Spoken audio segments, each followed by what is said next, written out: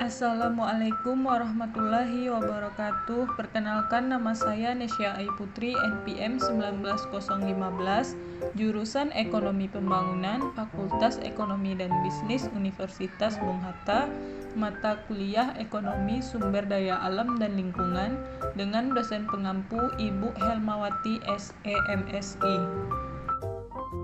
Ekonomika Kualitas Lingkungan. 1. Konsep ekonomika kualitas lingkungan. Pada gambar ini merupakan model perekonomian terbuka yang mengambil bahan atau material dan energi dari lingkungan dan membuang limbah kembali ke dalam lingkungan. Material atau bahan yang dimasuk ke dalam sistem perekonomian tidak dihancurkan oleh kegiatan produksi maupun kegiatan konsumsi, melainkan ditransformasikan secara kimiawi menjadi produk atau zat yang berguna bagi kehidupan manusia, dan sisanya tidak berguna disebut limbah. Dalam hal ini, lingkungan bertindak sebagai penampung limbah dan melakukan asimilasi. Sebenarnya, limbah produksi dapat menjadi pula dari adanya daur ulang, dan limbah tersebut juga dibuang kembali ke lingkungan. 2. Pengendalian pencemar model umum. Karena banyak sekali macam pencemar, tentunya memerlukan banyak macam kebijakan pemerintah. Tetapi untuk kesadaran analisis kita, akan mulai dengan menggunakan model yang sederhana yang akan mendasari berbagai model kebijakan lainnya. Sebagai contoh, bila sebuah perusahaan bubur kayu membuang limbah produksinya ke dalam sungai, sungai tersebut pasti akan tercemari limbah industrinya. Penduduk di bagian bawah aliran sungai akan dirugikan karena buruknya mutu air sungai dan jasa-jasa yang dapat diberikan oleh air sungai tersebut. Jadi, terdapat kerusakan yang diderita oleh manusia karena menurunnya mutu lingkungan. A. Pencemar itu merusak lingkungan. Yang dimaksud dengan kerusakan adalah semua dampak negatif yang dialami oleh pengguna lingkungan sebagai akibat dari menurunnya fungsi lingkungan. Dampak negatif ini banyak macamnya dan tentunya akan berbeda antara satu dengan jenis lingkungan dengan jenis lingkungan yang lain. Pencemaran juga akan merusak kualitas barang-barang seperti bangunan gedung, barang-barang monumen maupun barang-barang dalam museum, serta memburuknya perlihatan atau pandangan terhadap lingkungan seperti udara yang gelap tidak pernah cemerlang. Fungsi kerusakan itu menunjukkan hubungan antara volume limbah dan kerusakan yang disebabkan oleh limbah tersebut. Fungsi kerusakan itu dibedakan lagi menjadi dua, yaitu fungsi kerusakan emisi dan fungsi kerusakan ambien. B. Biaya penanggulangan pencemaran.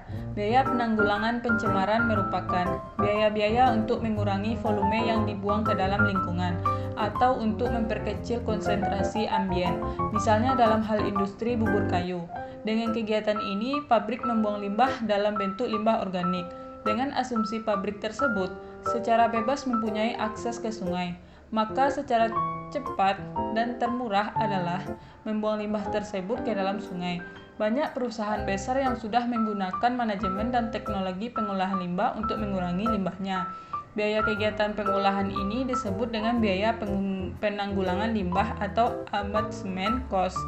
Biaya penanggulangan ini akan berbeda dari jenis limbah ke jenis limbah yang lainnya, atau antara jenis teknologi yang satu dengan teknologi yang lain, meskipun jenis limbahnya sama. C. Biaya penanggulangan pencemaran marginal agregatif. Biaya penanggulangan pencemaran marginal adalah biaya yang mana untuk satu perusahaan tunggal.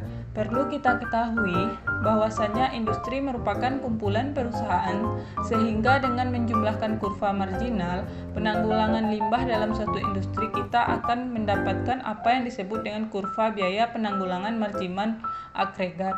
Memang pada umumnya kebijakan lingkungan yang diterapkan pemerintah ditunjukkan tidak hanya untuk satu perusahaan saja, melainkan untuk semua perusahaan yang ada dalam suatu industri. D. Tingkat emisi yang efisien. Setelah kita mempelajari fungsi kerusakan marginal dan fungsi biaya penanggulangan pencemaran marginal secara terpisah, sekarang saatnya untuk menyatukan kedua fungsi itu sebagai alat analisis untuk mencapai efisiensi dalam penanggulangan pencemaran karena limbah industri. Beberapa faktor yang mempengaruhi diantaranya adalah pertumbuhan jumlah penduduk yang meningkat volume limbah dalam masyarakat sehingga menggeser kurva biaya kerusakan marginal. Demikian pula kurva biaya marginal penanggulangan pencemaran juga dapat bergeser ke kiri kalau menjadi penemuan baru dalam teknologi pengolahan limbah. Akibatnya, volume emisi akan berkurang dan diikuti dengan biaya penanggulangan dan biaya kerusakan yang lebih rendah pula. Biaya penegakan peraturan atau enforcement cost. Pengurangan emisi tidak akan terjadi jika pemerintah tidak dapat melaksanakan dengan undang-undang dan peraturan. Untuk itu, pemerintah memerlukan biaya dan biaya-biaya yang merupakan biaya publik dan kita beri simbol BE. Dengan memasukkan unsur biaya penegakan peraturan ke dalam biaya penanggulangan marginal privat, diperoleh biaya penanggulangan marginal total atau BPMT sama dengan BPM tambah BE. Biaya enforcement meningkat dengan semakin sedikitnya volume emisi yang terjadi dalam masyarakat, yang berarti bahwa semakin mahal biaya yang pemerintah harus tanggung untuk memaksakan pengurangan emisi lebih lanjut. 3. Prinsip EQ marginal untuk menekan emisi. Untuk mencapai tingkat emisi yang efisien, kita menggunakan prinsip kesamaan marginal atau EQ marginal principle. Sebagai implikasi dari prinsip tersebut, ialah apabila suatu pencemar memiliki lebih satu sumber dan kita ingin menekan seluruh volume pencemaran sampai pada biaya yang paling rendah, maka kita harus mengurangi emisi dari masing-masing sumber pencemaran, sehingga biaya penanggulangan marginal untuk masing-masing sumber sama satu dengan yang lainnya. Dalam hal ini, kita dapat mengurangi volume emisi yang optimal dengan sejumlah pengeluaran biaya penanggulangan tertentu. Perlu kita ketahui bahwa dalam setiap buangan limbah terdapat berbagai macam zat pencemar yang memerlukan biaya yang berbeda-beda untuk penanggulangannya. Baik, hanya itu yang dapat saya jelaskan. Jika ada salah kata atau penjelasan, saya mohon maaf. Saya akhiri.